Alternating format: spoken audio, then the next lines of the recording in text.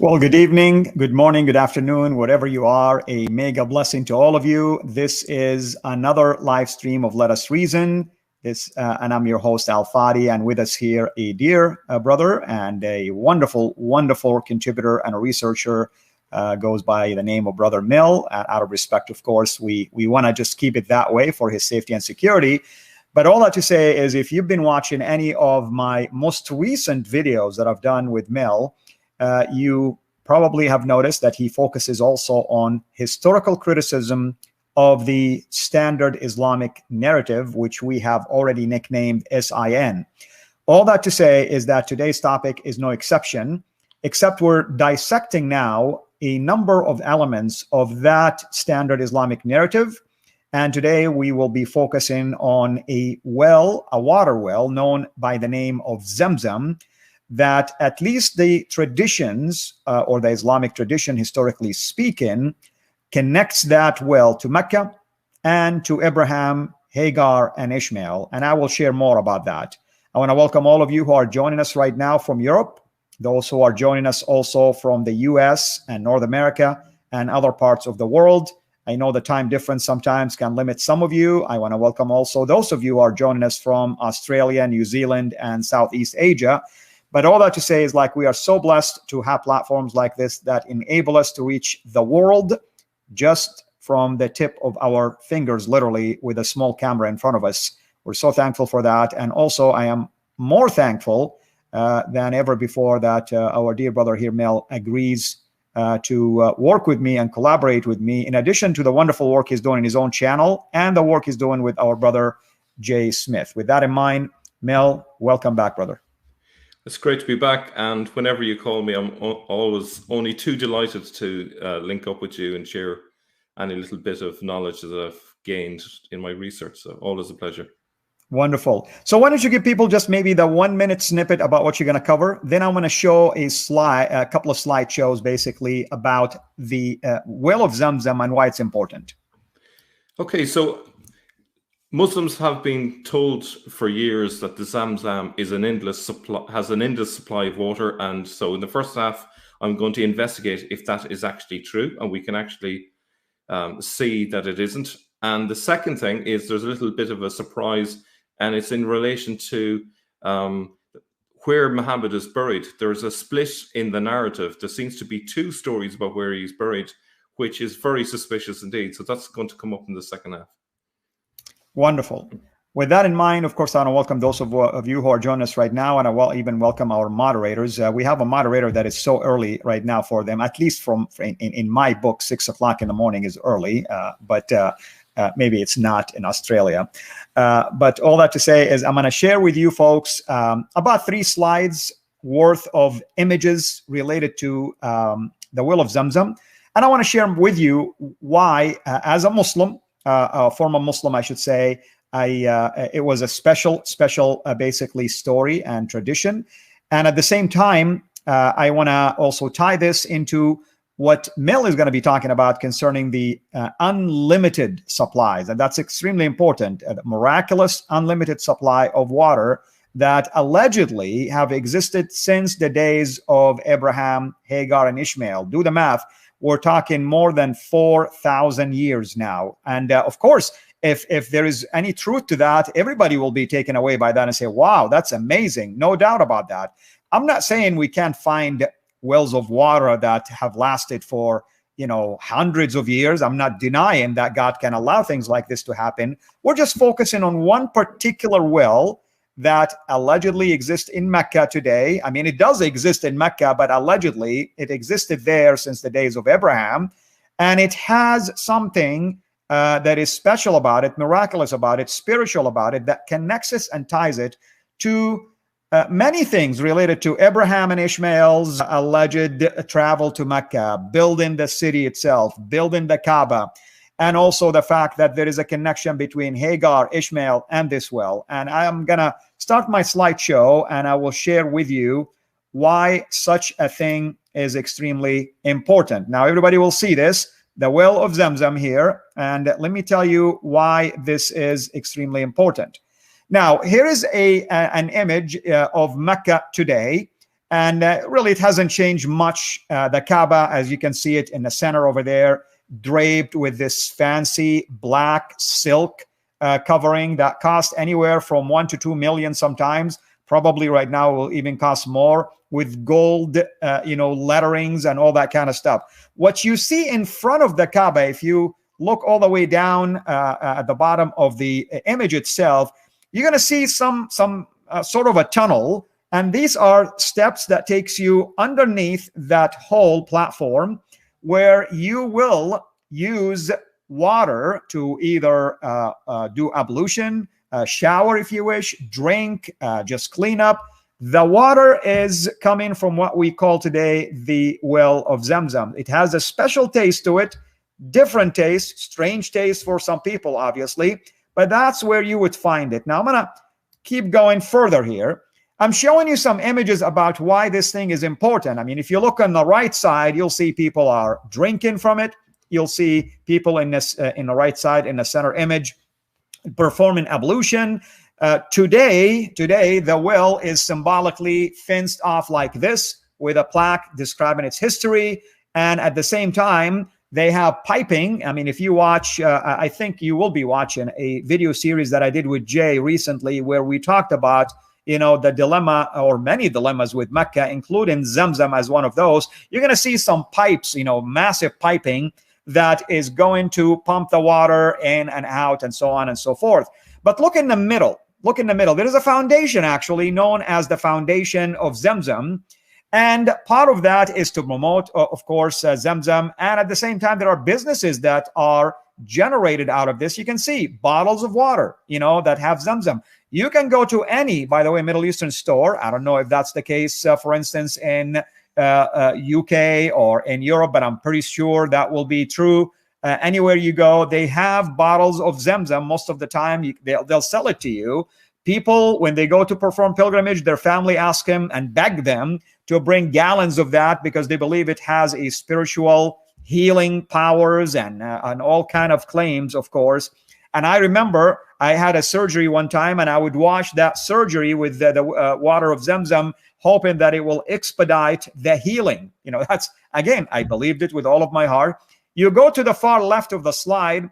At the top, you see a depiction, or you can say basically a longitudinal, basically cut section that will show you where the well exists in relationship to the Kaaba. It's almost like, I wouldn't exaggerate if I say it's about maybe 20 yards, give or take, away from the entrance of the Kaaba itself. That's traditionally where the well is. You can see in the lower photo that it's been sealed off, and that's when they built the tunnel, technically speaking, but people can still see the original location of that.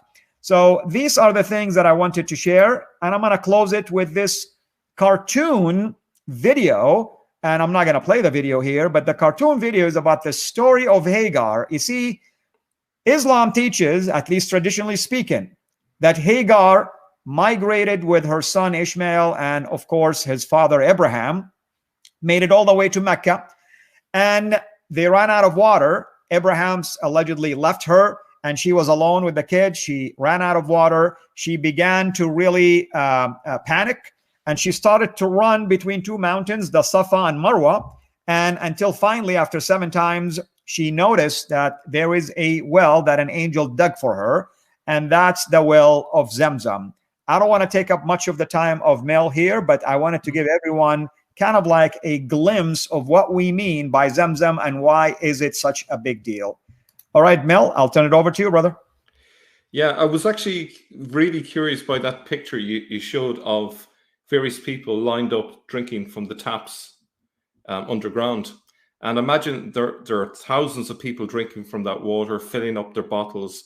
That's a lot of water. If you imagine there's tens of thousands of people, I don't know how many can fit in the Kaaba area at one time, but I'd imagine it's in the tens of thousands, if not 250,000. I don't know. Do you know off the top of your head how many can get in around that area? In the Zamzam well? No, I mean, it's limited.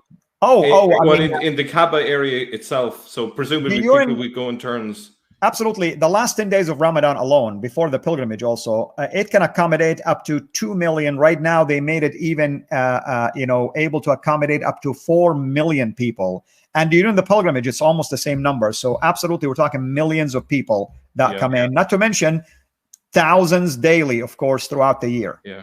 So just doing a simple bit of maths in our heads, so let's just say there's 2 million.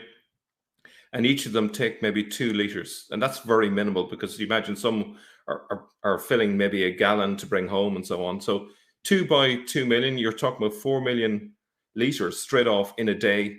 And so we're assuming that's a lot of water. And we're assuming that underneath the ground there's 4 million liters minimum to be able to do that. And I find that really hard to believe. So the water is coming from somewhere.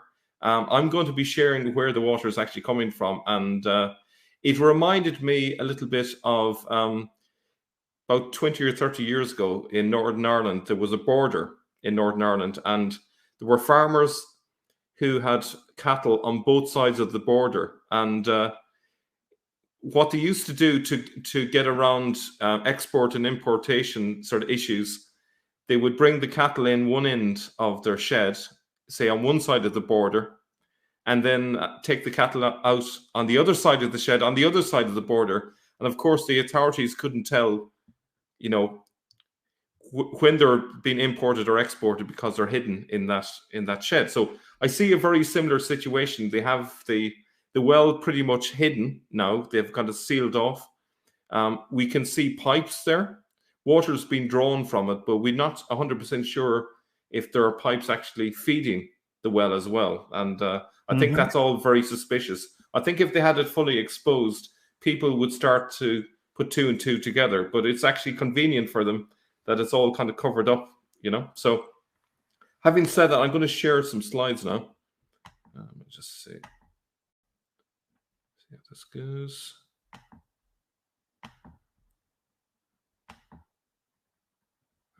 I'm not seeing my PowerPoint, so I wonder why. It's no problem. And I'm going to address a couple of comments while you're looking at that. Okay. When I see it. I mean, I know it gives you a couple of options at the top, probably. Yeah, got it now. Yeah, we found it. One person was saying that he remembers a friend saying that they would use Zamzam water to splash it on a person that they perceive to be demonically possessed. That's true. It has, like I said, people believe that it has many spiritual powers. At least that's the belief. Does it work? I very much doubt it. But with that in mind, you want me now to bring your slides? Yep. So can you see it now? Yes, there it is. Yep. Okay, so those are some examples of bottles of water that you could get from the Zamzam. Supposedly comes from the well. Yeah. Okay, so the Zamzam dilemma is that some Muslims claim that the Zamzam well offers an endless supply of water. This has been used to support the claim that Mecca was a great trading center, even centuries before Islam began. But is this true? So an awful lot hinges on this claim that there's an endless supply of water, because essentially up to the 8th century, the Zamzam was it. There were a few small wells, but if that didn't have an endless supply of water, or very nearly, the claim that it was a stopping point along a trade route is really hard to sustain as a claim. Now, so the current context, just so we're kind of touching base with reality here, is that Saudi Arabia faces a major water challenge. We're not just talking about Mecca, but across the country. It uses more water than its natural aquifers can supply. So Saudi Arabia is the largest producer of desalinated water in the world.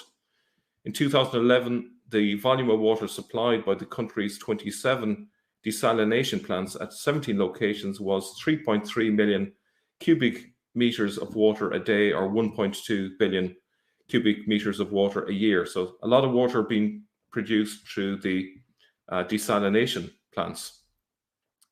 Now, key question is, how much water does Mecca need to keep its city going? So Mecca and Medina have a similar size population of 1.3 million. So by looking into what it was for Medina, I was able to work out what it would be for Mecca.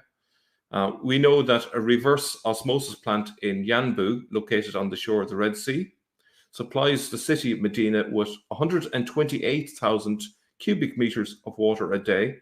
So we would expect that Mecca would need a similar amount. I think that's a fairly intuitive conclusion.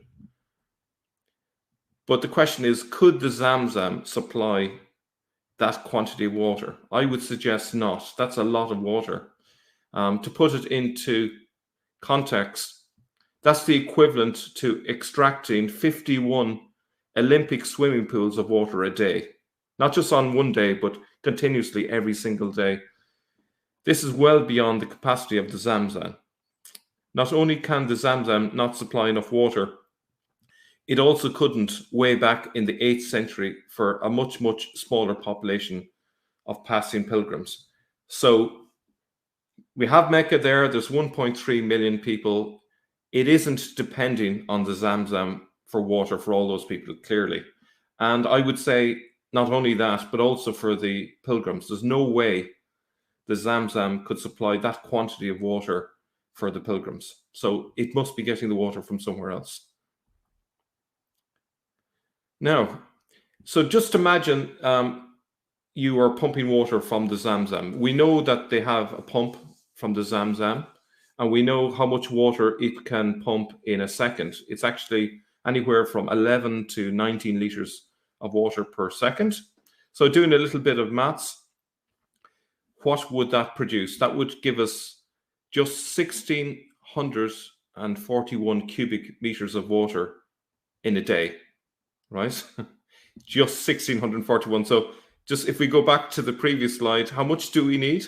We need 128,000, right? The Zamzam, at the very best, presuming there's water down there, the pump, the little measly pump there, can only pump out that amount of water in a day. So there's no way the Zamzam can be supplying the water for Mecca. Okay, so, and that's, again, assuming that there's a huge aquifer underneath that, and that the pump will never run out of water to pump up, but even at the best, that's all it can pump out.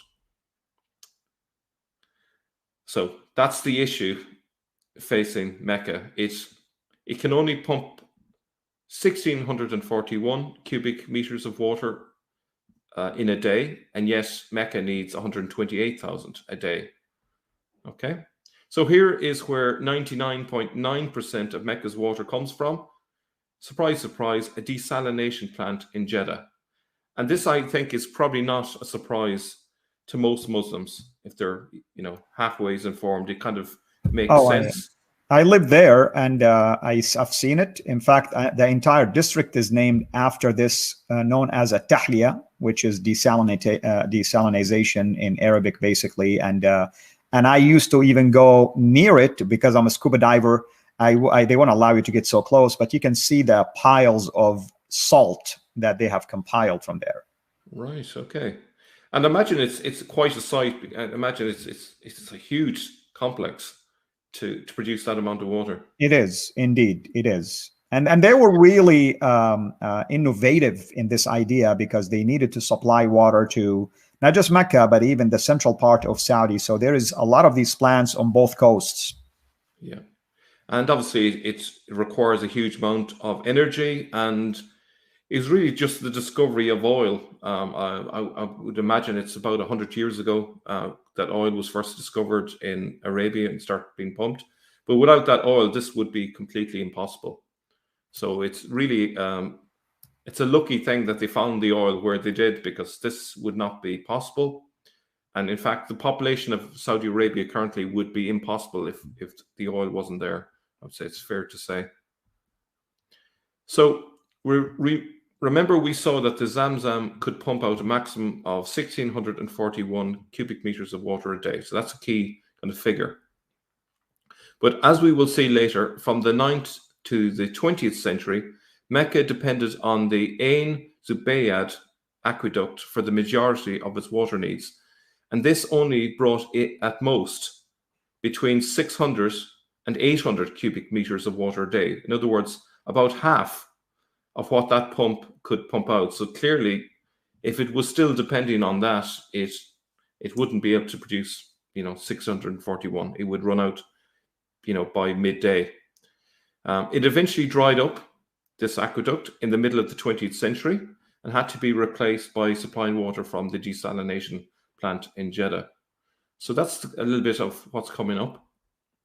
So until 1950, it received up to 800 cubic meters from the aqueduct, whereas today it needs 128,000 cubic meters. I hope, even for those who may be not mathematically minded, I hope just looking at those numbers might give you a sense of how little water was being supplied to Mecca and how much today is needed. Now, even taking into account the much smaller population that would have been there 100 years ago, you can see that actually the water situation would have limited Mecca hugely over the centuries. It wouldn't have been able to supply enough water, clearly, for millions of people if that was happening in the 19th century or the 18th century and so on. So it's probably just as well that the numbers have just increased very recently. And here's a key point. Before 801 AD, Mecca had a very limited supply of water, indeed, so little that Queen Zubaydah spent a huge fortune on creating the aqueduct, as we'll soon find out. Okay, so up to 1950, 800 cubic meters of water was brought in from the aqueduct, which is not a lot. But before that, before 801, it didn't even have that. So it was solely dependent on the Zamzam. Now, unfortunately, I've not been able to get a figure for how much water the Zamzam can naturally produce. But as we'll see from the fact that they spent such a fortune on this aqueduct, it cannot have been much more than 800 cubic meters. I would probably guess that it was a lot less than these figures of, Fortunately. Yeah, could you elaborate a little bit more for the benefit of our viewers? Who is Queen Zubaydah, so that they can at least understand her connection?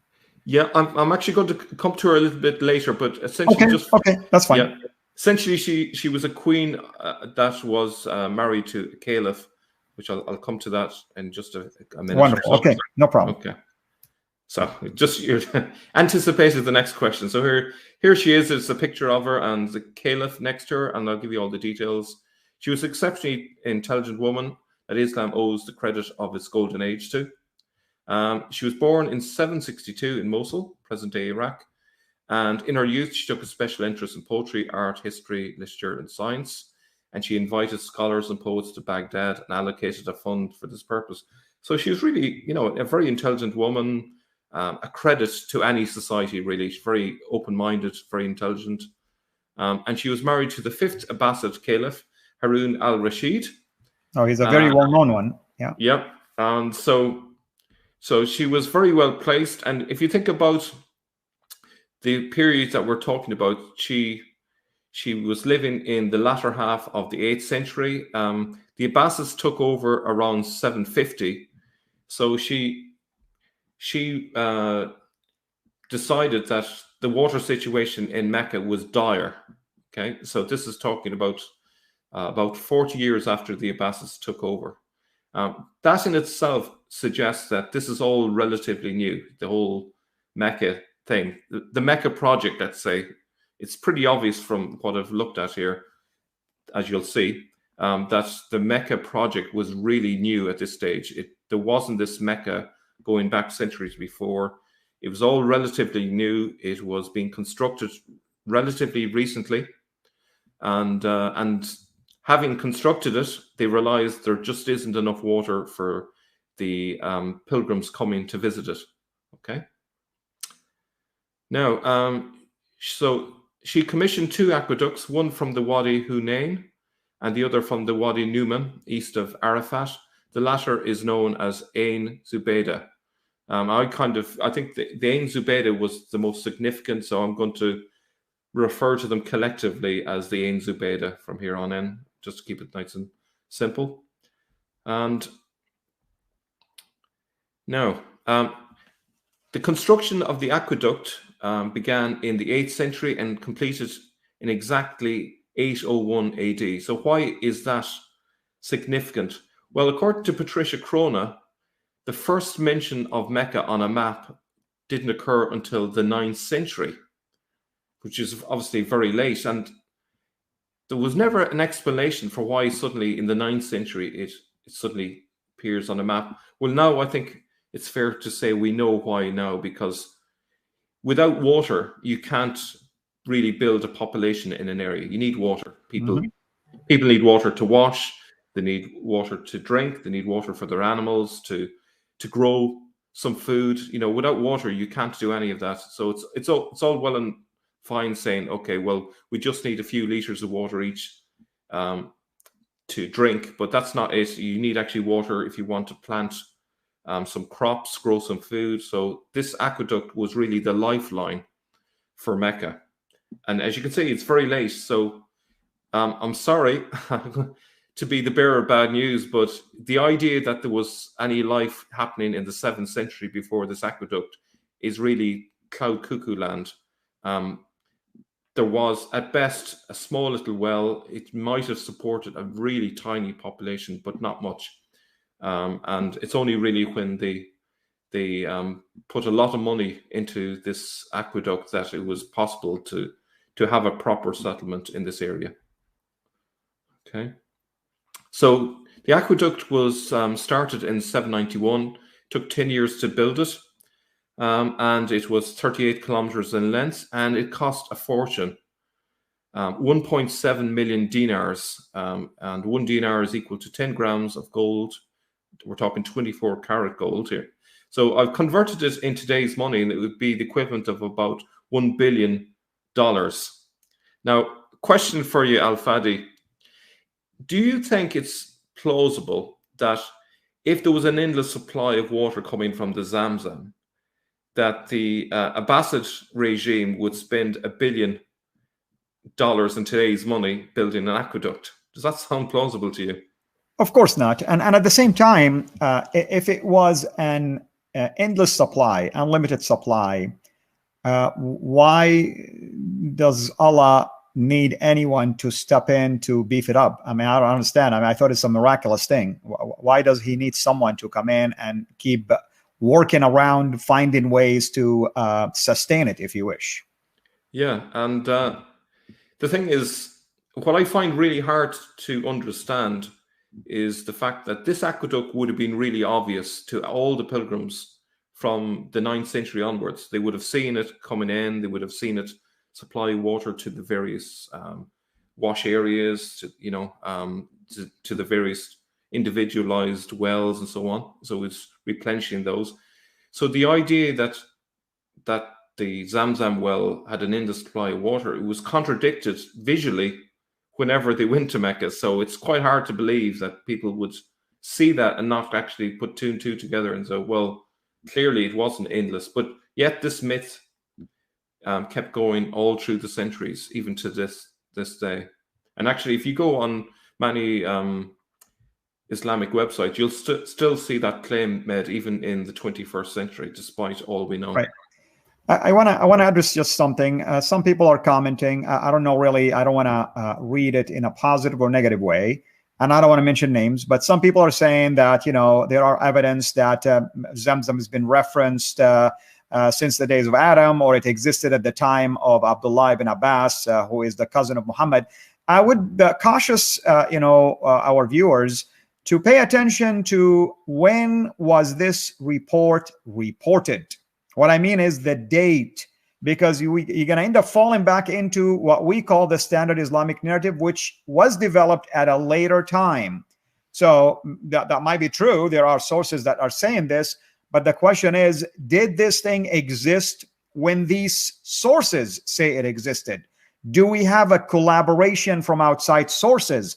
Are there Christians, for instance, that can collaborate this in their own writing, who've been, technically speaking, to the region? So I want just people to be very careful not to fall into the same dilemma, relying on a standard Islamic narrative. Go ahead, brother. Excellent point.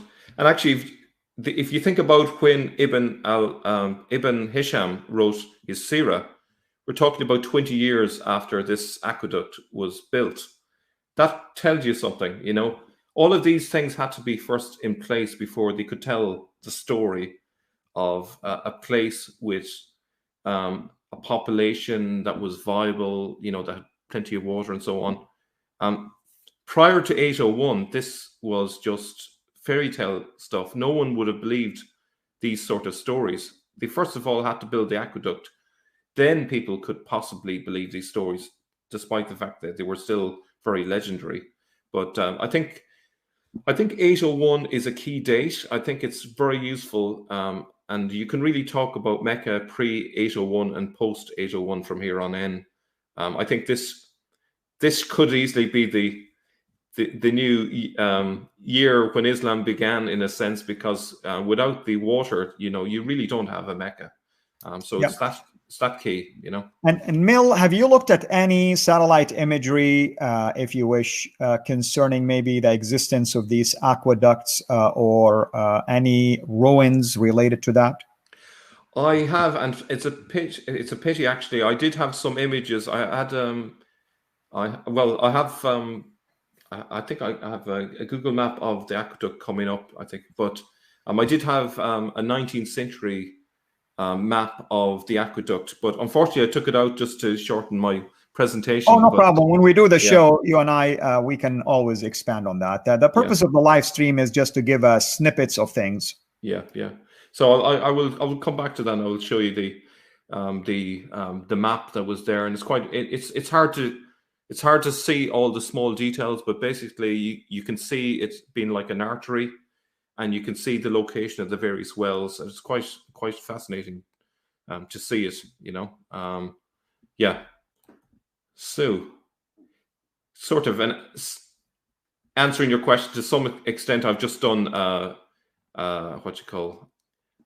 journey from where the Wadi Numan is into Mecca, to kind of give you a rough idea of the journey of the aqueduct. Obviously, this is just if you were to drive into Mecca, but the aqueduct would have journeyed through that general area. Okay, so it's about 38 kilometers, not particularly long, but it was quite an engineering challenge to create this aqueduct because of the terrain, and that's why it was so expensive to make. But they did an amazing job. You know, sometimes, you know, we disparage early Islam, and we sometimes say, you know, the people were backward and so on. But actually, in this context, the people were incredibly advanced. The engineering was phenomenal to get the decline, you know, the right degree of decline, so that the water flowed but didn't flow too fast or too slowly. You know, that's actually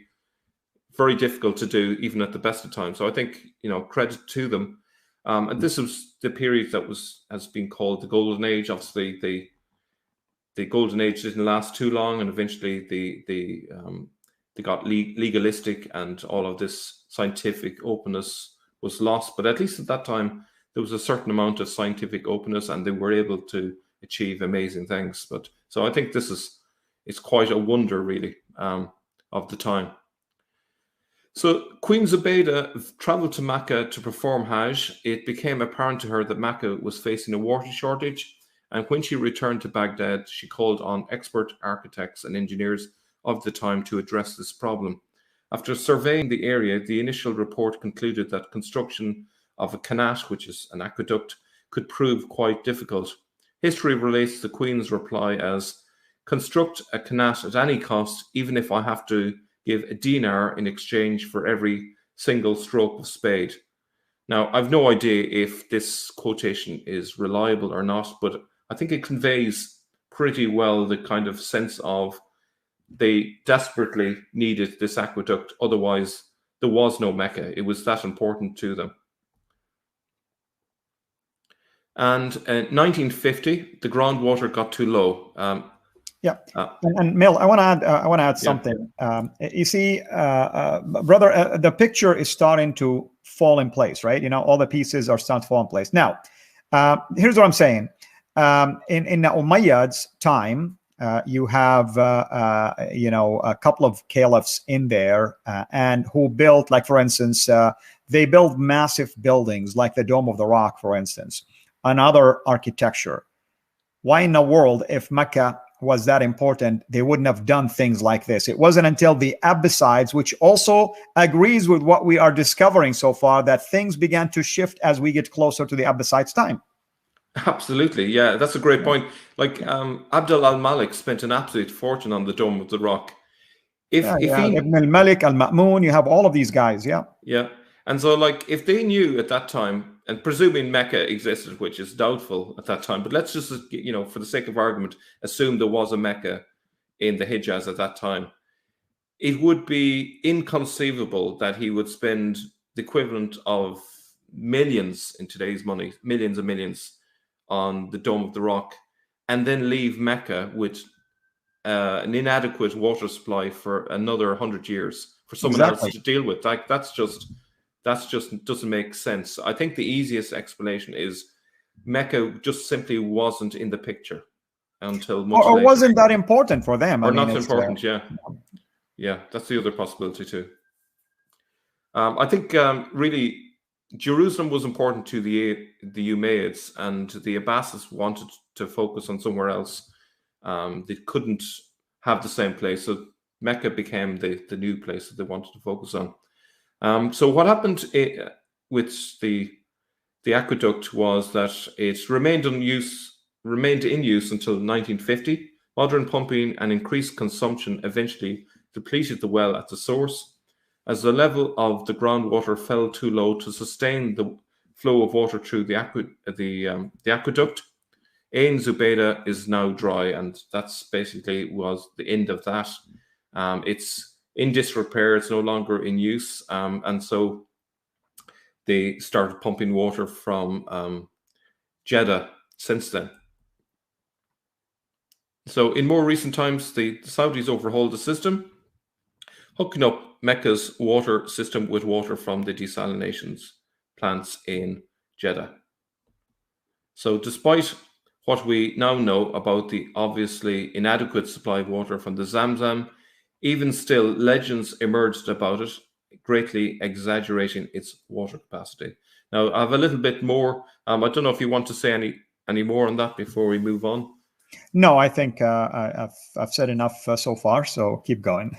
Okay, so the next thing is if we look at the reports from Mecca down through the centuries, and the problem with many of the sources that we have is that they often get edited over time, so we never know if we're dealing with a legitimate report from, say, the 9th century or the 10th century, because if there's something in it that's embarrassing, they tend to go back, edit it, what we've seen so many times. But what's interesting is if we can find reports, say, from China or somewhere like that, and they write it down, then we at least have a record that has been tampered with, and it gives us a snapshot of what's going on. So as it happens, I have a couple of reports from China that I'd like to share with you. So there is a Chinese report about the Zamzam well. The first story about Mecca recorded in Chinese literature is in a book called Shi Lin Guan Ji, Extended Reports from the Real World. It is an anecdote about Mecca told by a Dashi merchant. Now, Dashi refers to the Tayyaye, or they are the Muslims that lived in Iraq and traveled to China regularly. And it's told in by a Muslim merchant in a seaport in Fujian province, probably the seaport of Zaytun, or I'm going to say Quanzhou, I think is how it's pronounced. Here is it in Chinese. So if your Chinese is any good, you can have a look for yourself. It looks Chinese to me. So here it is in English. And this account tells pretty much the standard story of Hagar and Ishmael in the desert. So a lot of this is kind of, no surprises really. So it says there was anciently a desert with no people or settlements. The ancestor of Dashi, called Pulu Hong, which is considered Abraham, was endowed from childhood with a remarkable personality. When he grew up, he married a wife who gave birth in the desert to a son. There was no water for washing the baby. So she put the baby on the ground and went to look for water without finding any. So this is all pretty familiar. When she returned, she saw her son kicking the ground with his heel, and a spring came forth with the purest of water. The son was given the name Si Ma Yan, or Ishmael. Obviously, this is the Chinese rendering of the name. A large well was built there which never ran dry, even in a drought. If you go to sea and meet stormy waves, you can use this water to sprinkle over the sea to calm it. So there's, you can see the superstition that's there. So you can see that this report, and it's from 1225, the people believe that the well never ran dry, okay, even in a drought, and it's got magical powers. You can drop it overboard into the sea and it will miraculously calm it. Have you ever heard the Zamzam water being used for those purposes? Well, like I said, I mean, it's been used for like either illnesses, people who have been burned, for instance. They think like it will cool it down and get some miraculous healings. You noticed that I agreed with one of our viewers that if people are demonically possessed, you spray them with the water of Zamzam. I mean, there's so many uses, and I'm sure people today will even make other claims. I remember they would put also pieces of the Quran paper in there, and you would drink it, and somehow it will do magics for you. Yeah. So as you can see, these legends go way back. So this is from 1225, and no one seemed to be aware that the fact that it never ran dry wasn't miraculous, but it was the fact that there was an aqueduct in existence that was feeding it with water. And over the centuries, there were various natural disasters, earthquakes, and the aqueduct got damaged. And in those periods, the people in Mecca were in dire straits because they didn't have enough water. So that kind of disproves the idea that it never ran dry, really. So that's story number one. Story number two, it's a similar story about the Zamzam water. It was recorded 200 years later in the Ming dynasty. This time it was told by a Muslim actually traveling to Mecca. Okay, so it's from the year 1433. It's called Ying Yai Sheng Lan, the overall survey of the ocean's shores. And there it is in Chinese. And again, feel free to read it in Chinese if you're able to. So here it is in English. Behind the grave of Mahatma, or Muhammad, is a well, a spring of pure and sweet water named Abi Sansan. Men go to foreign parts, take this water and store it at the sides of their ships. If they meet a typhoon at sea, they take this water and scatter it. And the wind and waves are lulled. As you can see, that idea of using the water to calm the sea is still there. Scholars suggest that Abi Sansan could etymologically come from the Persian language meaning water, the Zamzam. Now, thankfully, I had an Iranian viewer who confirmed that that was the case. So that makes sense because of the closer proximity between China and Persia, of course. Yeah. And so the interesting thing there in that story is the fact it says behind the grave of Muhammad is a well. But I thought the sin always said Muhammad was buried in Medina. And here they say he was buried in Mecca. So we can see that they haven't yet standardized the narrative around Muhammad. So we have two versions. Some versions say he was buried in Al-Masjid and Nabawi in Medina. And here we can see that as late as the 15th century, it has been claimed that Muhammad had been buried in Mecca. So they haven't yet managed to iron out the obvious discrepancies in the story about Muhammad. And so, it's very peculiar. And now the thing is, it's hard to account for that discrepancy because if the story of Muhammad is true, then surely they would know exactly where he was buried and there should be no confusion. But you have two stories, both claiming that Muhammad is buried in their city. Can't both be true. But it also could be that neither of them is true. Amen. So it was only in the 9th century that Mecca had a sufficient water supply to cope with pilgrims. Once it had the aqueduct in place, it could handle about 6,000 people visiting. Now I'm basing that on the idea that 1 cubic meter of water could supply comfortably 10 people. So that would give us about 6,000 people, maybe up to 8,000 people. Now I should actually point out I'm including in that figure people who are living there on a permanent basis plus pilgrims. So actually I may need to change that on future or in future presentations. But roughly we're talking about 6,000 people at any one time could be supported. It's unclear how Mecca managed to keep its water supply adequate in the years up to 1950. As you can imagine, the population was gradually growing. But I can imagine they would have needed to bring tankers in until they had an alternative source in place. The inadequate quantity of water in Mecca in the 8th century and the fact that it was as late as 791 AD before work began on an aqueduct would suggest that Mecca was not a place of any significance prior to that date. We can now see why Mecca was not included on any map until 900 AD. It hadn't the water to be a settlement until the aqueducts were built. And that's where I stop. So I'll come back to you.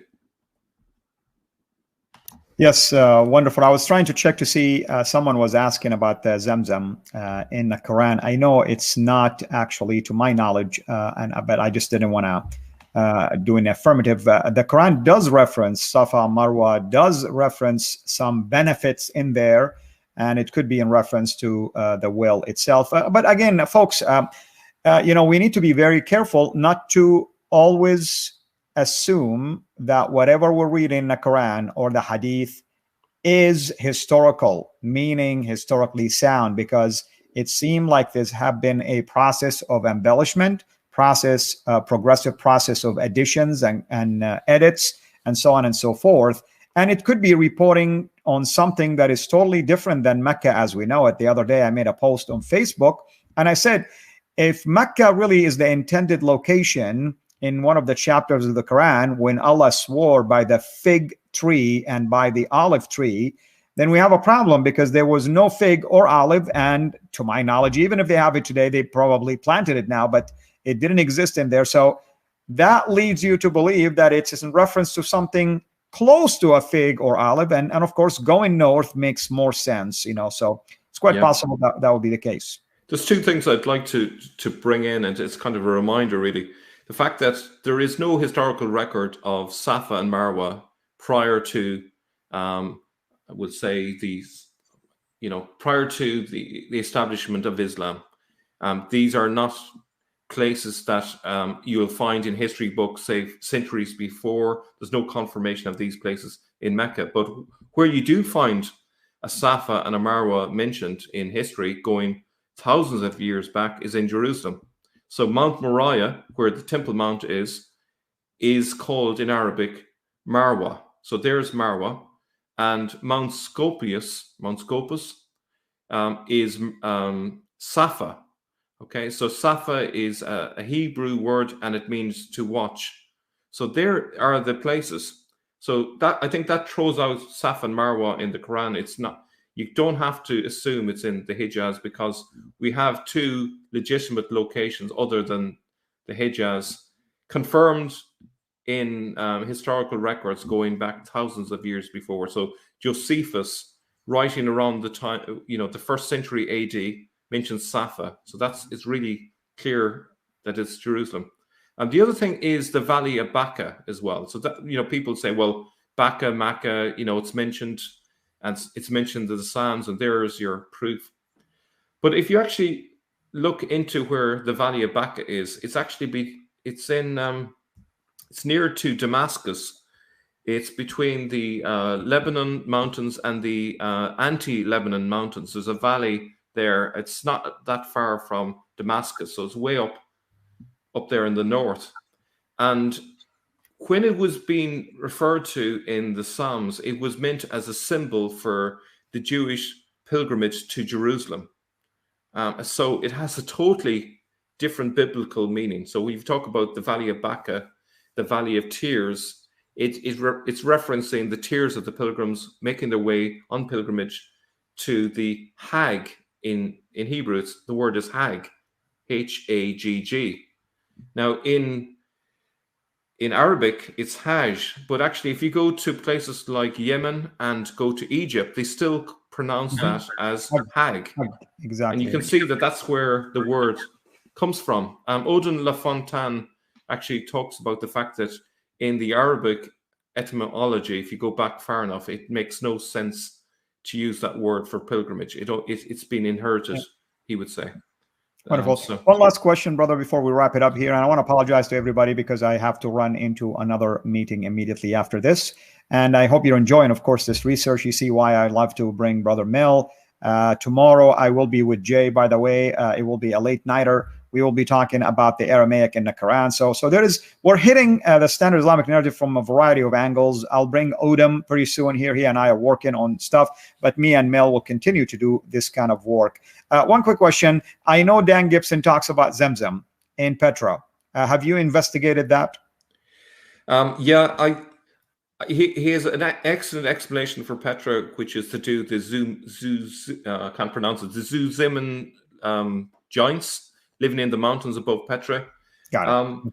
It's a good idea. The alternative explanation that I've had suggested to me by a person who spoke Hebrew, I can't think of his name off the top of my head, but he mentioned that there's a word in Hebrew which means the sound of water gurgling, and it's zoom. So a simpler explanation might be simply just it's a descriptive word in reference to a spring, and so therefore you could use that word almost anywhere where there's a spring. So I haven't been able to independently confirm that, but yeah. So one Hebrew speaker said that that's the alternative explanation. So take your pick. Wonderful. Okay. Now, I just brought it up because I want to show people that you're on top of these things. You're aware of these other theses, and that doesn't mean we're here trying to shoot down any other ideas.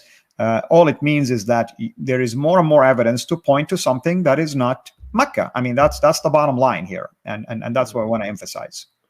Yeah. So.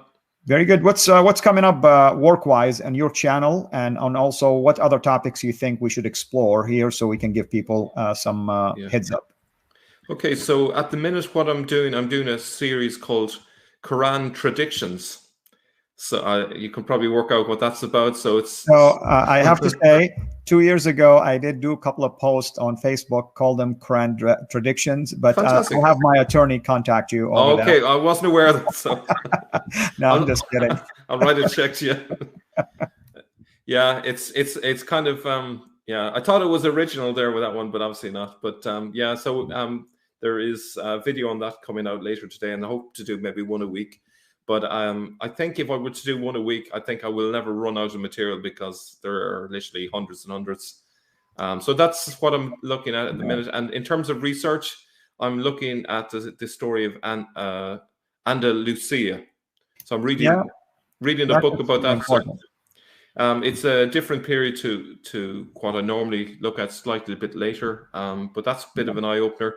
Dr. Bill Warner, about maybe 7 years ago or 8 years ago, I was in a presentation where he was telling people that the history of Andalusia is not as pretty as everybody thinks. Absolutely. And he was among the first to bring the spotlight on it. I know that Thomas is addressing something like that on Jay's channel as well. So it'll be good for the two of us to also address that. Yeah. So it's all relatively new. I'm trying to kind of figure out the facts from fiction, but it's clearly, again, there was a standard Islamic narrative placed over this one, yeah, there's a lot to be revealed, I think, in that area as well. So it's a great time to be alive, is all I'm going to say, because it's amazing to see so many researchers sharing their ideas and moving forward. And I think we're moving forward at a rate much faster than it could have been done 100 years ago because of the internet. The internet has opened up everything.